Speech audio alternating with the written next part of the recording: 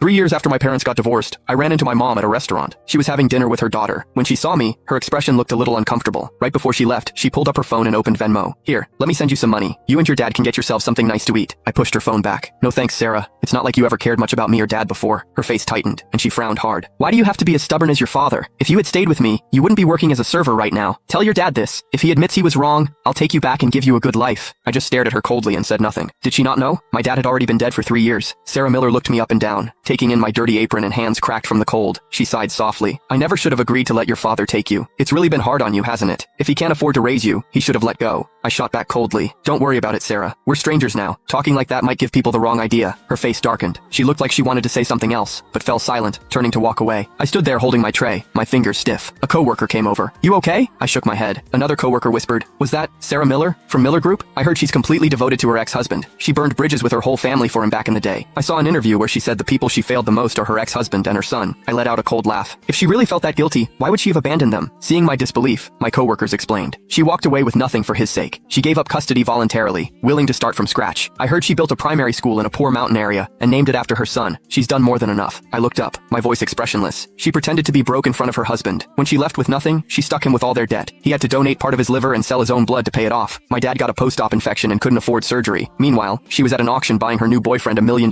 watch. She wouldn't even pay for my dad's medical bills. And to protect some guy she was seeing, she hit me so hard she damaged my ear. I can't play the piano anymore because of her. Everyone went quiet. My coworker's eyes went wide.